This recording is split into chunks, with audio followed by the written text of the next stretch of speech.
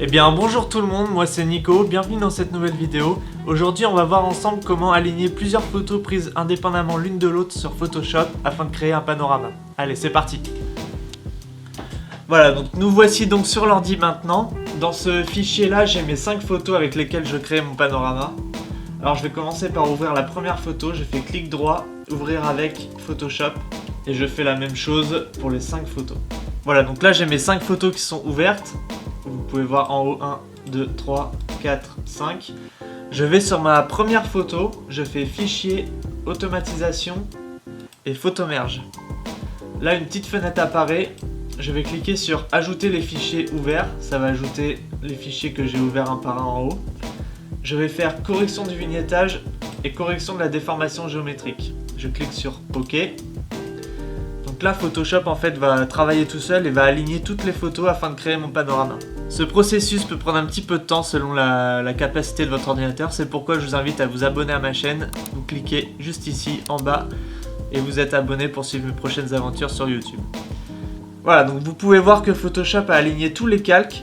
Ici sur la droite vous pouvez retrouver chaque image, en fait il a découpé chaque image et il les a recollées avec les autres afin de créer ce panorama.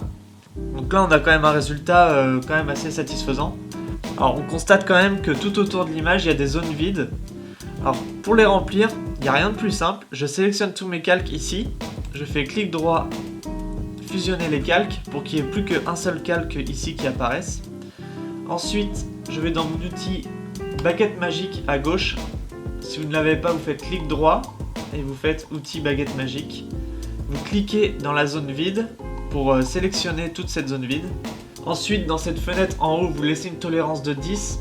Vous cliquez sur lissage et vous décochez pixel contigu si c'est coché.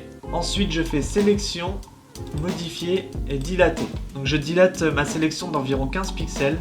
Ça veut dire que tout le contour de l'image va augmenter de 15 pixels. Ça veut dire que ça va prendre des pixels sur ma photo. Voilà, donc on peut voir que la zone a pris un peu de pixels sur la photo. Je vais dans Outils lasso polygonal.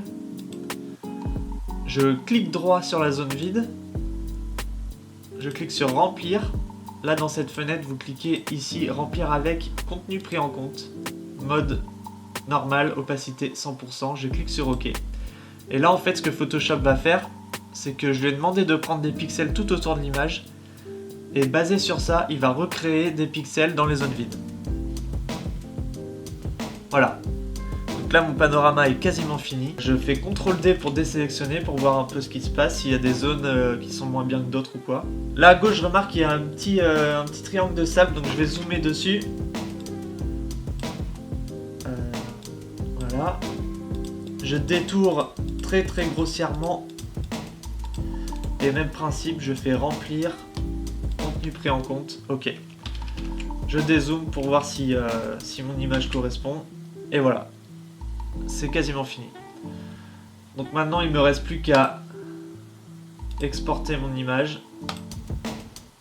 enregistrer sous en format JPEG, panorama phare de la Coubre.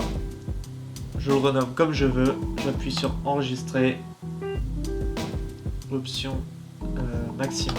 Et voilà, ce panorama est à présent terminé. C'est une petite astuce qui prend pas plus de 5 minutes à effectuer, c'est vraiment très rapide. Je vous invite à le faire aussi chez vous. Vous sortez, vous prenez des photos, 4 ou 5, vous restez alors bien centré sur votre sujet.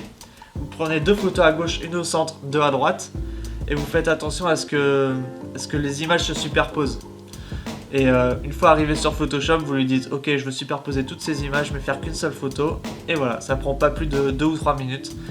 Et le résultat est quand même assez impressionnant. C'est un outil très simple mais très puissant également. Et très pratique aussi si vous voulez faire des panoramas comme moi. Donc c'est la fin de cette vidéo. Merci à tous de l'avoir regardé. J'espère que cette petite astuce vous donnera envie de faire des panoramas à votre tour. Faites-moi part de vos impressions dans les commentaires juste en bas, abonnez-vous à la chaîne, suivez-moi sur Instagram pour voir un petit peu ce que je fais, et puis moi je vous dis à la semaine prochaine pour une nouvelle vidéo. Allez, salut!